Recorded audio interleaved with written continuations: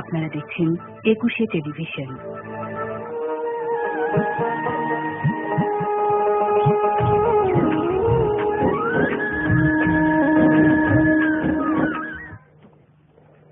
স্বাগত একুশের আলোকিত সন্ধ্যায়। যেসব গুণী মানুষেরা তাদের কর্ম দিয়ে আমাদেরকে সমৃদ্ধ করেছেন এবং নিজেকে করেছেন আলোকিত, তাদেরকে নিয়ে আমাদের আয়োজন একুশের আলোকিত সন্ধ্যা। দর্শক, অতিথি হিসেবে আজ আমাদের সাথে উপস্থিত আছেন সমাজকর্মী মোহাম্মদ আব্দুল আলিম নদী। অতিথির সাথে আপনারা সরাসরি ফোনে কথা বলতে পারেন 881-511 ও 881-512 এই নাম্বারে। আসুন কথা বলি আমরা আজকের অতিথির সাথে। প্রথমে আপনাকে স্বাগত আমাদের আজকে একুশে আলোকিত সন্ধ্যায়।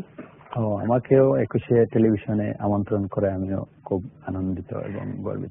আমরা খুব আনন্দিত যে আপনি শুধু সিলেট থেকে এসেছেন আমাদের আমন্ত্রণে, এবং আমরা আপনাকে সমাজকর্মী হিসেবে পরিচয় করে দিয়েছি, কিন্তু আমি জানি আপনার আরেকটা নাম আছে, আপনি ফলজ বন্ধু নামে পরিচিত, খুব বিখ্যাত। তো এই যে বৃক্ষ নিয়ে আপনার কাজ করা, বৃক্ষপ্রেমী হিসেবে আপনি কাজ করছেন আমরা জানি, এবং আমাদের সমাজে কিন্তু এখন এই যে চারিদিকে যে পরিবেশ দূষণ বা বিভিন্ন এই যে উজাড় হয়ে যাচ্ছে সব বনভূমি বা বৃক্ষ, সেক্ষেত্রে আপনার যে উদ্যোগটা নিঃসন্দেহে আমাদের সমাজের জন্য খুবই উপকৃত এবং খুবই চমৎকার একটি উদ্যোগ। একটু জানতে চাই যে এই যে বৃক্ষপ্রেমী বা এই যে বৃক্ষের প্রতি ভালোবাসা, এই নিয়ে কাজ করা কবে থেকে শুরু হলো? ধন্যবাদ। দেশবাসীকে আপনার মাধ্যমে সালাম, আদাব, শুভেচ্ছা। আমি 1993 সাল থেকে গাছ লাগানো শুরু করছি। তো বিষয় হলো প্রথমে একটি জায়গায় মৌলভীবাজারে শুরু করছি। আমার বাবা মা একটা বাগান কিনে দিয়েছিলেন, সেখানে আমি গাছপালা আমার নিজের হাতে এগুলা রোপণ করেছি। পরে চিন্তা করলাম যে ফলজ গাছ ওটা করি, যদি ওটা শুরু করি তাহলে আমি মনে করি এটা একটা, প্রথমে তো ওইভাবে এতটুকু মানে পারিবারিক একটা ঐতিহ্য ছিল আপনাদের যে এই যে বৃক্ষ নিয়ে কাজ করা, বা আপনাদের নার্সারিও আছে তাই না? নার্সারি না, ওইটার ভিতরে মোটামুটি আমার সব যেগুলা ছাড়া হয় ওগুলা নার্সারি আমি এইভাবে না ইয়ে করি, যে বাড়ির চারপাশ দিয়ে আপনারা সেভাবে বৃক্ষ উদ্যান তৈরি করেছেন। জি জি জি। আর এখানে যারা আসে অনেক সময় অনেক আসেন, দেখেন সম্মুখ, মনে করেন এখন আমার বিষয় হলো বর্তমানে আমি যে জায়গায় কাজ করতেছি বিয়ানীবাজার, সিলেট বিয়ানীবাজার লুদি গার্ডেন, এটার নাম। এটা তো মনে করেন 200 জাতের ফলের গাছ মোটামুটি আছে এখানে। তো এটা বিরাট ব্যাপার, 200 গাছের 200 ধরনের, যেটা ও মোটামুটি আমার চিন্তা আর কি। এখন আস্তে আস্তে আমি এটা সমগ্র বাংলাদেশে এটা ছড়াইয়ে দেওয়ার জন্য অনেক চিন্তা। আমি যতদূর জানি যে আপনার বাবা মা এবং পরিবারের অন্য সবাই প্রবাসী, দেশের বাইরে আছেন, সম্ভবত লন্ডনে আছেন। মা বাবা লন্ডনে আছেন, হ্যাঁ, এবং শ্বশুর বাড়ির পরিবার আপনি বলছিলেন আমেরিকাতে আছেন না? এই যে সব পরিবারের সব সদস্যকে দূরে রেখে যে আপনি আবার দেশে রয়ে গেছেন, এটা কি এই বৃক্ষপ্রেমীর কারণেই বা এই যে গাছ নিয়ে কাজ করার উদ্যোগের কারণেই? আসলে আমি লন্ডন গিয়েছিলাম ধরেন 2006 সালে। আমি এখানে তো আমার নানার বাড়িও আছে, আমি গিয়েছিলাম, একটু ঘুরে টুরে আসছি, 2 বছর থাকছি। তো আসার পরে এখানে আমি আসলে ঘুরে আসার কারণে আমার ফ্যামিলিও আছে এখানে, আমার 3টা বাচ্চাও আছে। তো বিষয় হলো এখন গাছপালা তো আমি ভালোবাসি।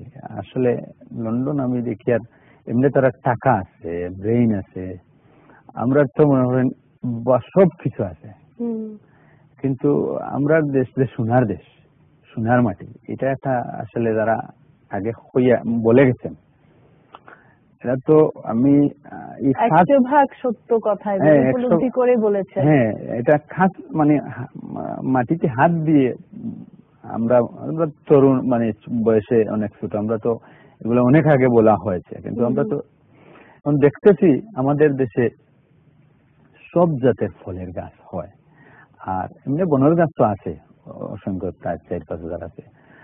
বা বিষয় হলো কি, বাংলাদেশে তো 2,40,00,000 বসত বিটা, প্রত্যেকটা বিটার একটা করে যদি ফলের বাগান হয়, মানে এটা আমার আর কি একটা স্বপ্ন। মানে তাও আমি খুব খুশি এবং 2,40,00,000 মানুষ এটা জানলো।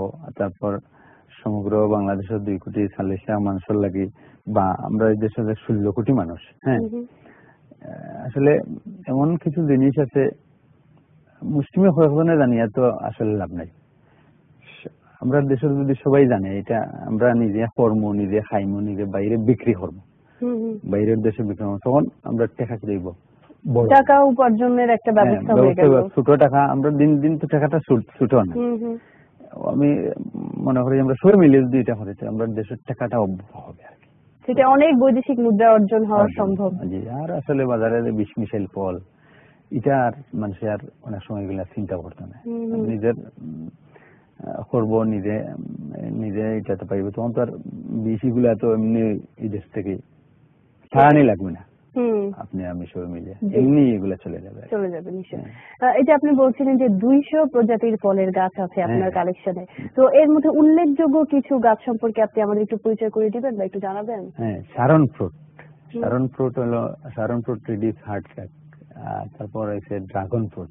বিশেষ করে সারন ফ্রুট বাংলাদেশে ধরেন ময়মনসিংহ কৃষি ইউনিভার্সিটির বাউজান প্রধান নির্বাহী ডক্টর প্রফেসর এম এ রহিম উনি আমাদের বাগান ভিজিট করেছিলেন, তখন উনি বলেছিলেন এই গাছ এখানে দেখতেছি আসল, আমাদের কাছে 3টা গাছ আছে আর এখানে আছে 3টা গাছ, এখন আমাদের এগুলা বড় হয়েছে, এখন দেখা যাচ্ছে এগুলা নকল, উনার গাছগুলা আসল, আসলে ফল ধরান অবস্থায় ছিল তখন, অনুমান 2010 সাল আর কি। তো এই গাছটা আসলে মূলত এটা বিলিং, এটা ধরেন 2000 বছর আগে চায়নাতে এটা আবিষ্কার হয়েছিল। এখন কোন এটার উপকারিতা কি আসলে, এই গাছের উপকারিতা? হার্ট অ্যাটাক রিডিউস করে, মানে দমন করে এটা ফল খাওয়ার পর আর কি, মূলত ওইটাই।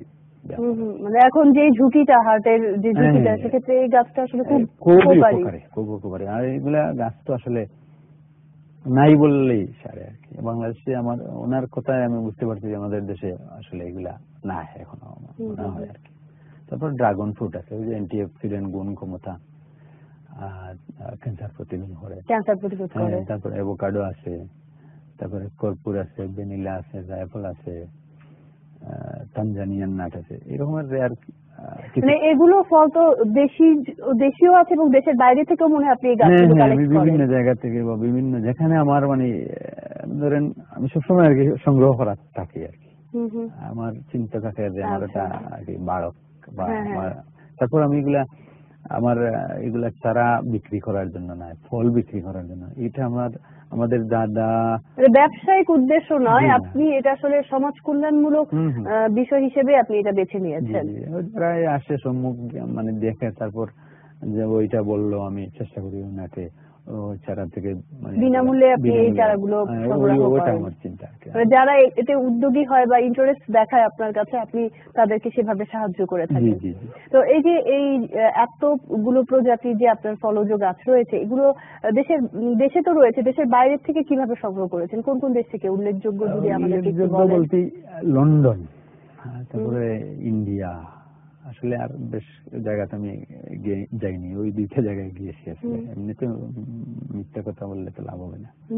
আমি যেখানে মানে দেশের ভিতরে আপনার যেখানে সামর্থ্য হয়েছে, আপনার যাওয়ার মতন অবস্থা হয়েছে, আপনি সেই জায়গা থেকে একটু ভিন্ন বা একটু রেয়ার কোনো প্রজাতির গাছগুলো যদি এটা চেষ্টা করি সবসময়, মিডিয়া, পেপার, পত্রিকা, ইলেকট্রনিক মিডিয়া সবসময় মানে আমি একটা নিউজ পেপার কিনলেও আমি চেষ্টা করি গাছ বিষয়ে কি আছে, বৃক্ষ বিষয়ে, ওইটা আমি যদি দেখি ওইটা আমার, তখন আমি যে জায়গায় হোক ওইটা সংগ্রহ করি। আচ্ছা, তো এই যে আপনাকে দেখে আপনার বাড়ির আশেপাশে বা এলাকার আশেপাশে তারা কতটা উদ্বুদ্ধ হচ্ছে যে আপনার স্বপ্ন যে প্রত্যেকটা বাড়িতে একটা করে বাগান থাকবে, ফলের বাগান থাকবে, তো আপনার এলাকা বা আপনার পাশের গ্রাম এলাকা, তো তারা কিভাবে কতটুকু আপনি আসলে উৎসাহিত করতে পারছেন কি মনে হয়? আমি মনে করি সারা সমগ্র বাংলাদেশ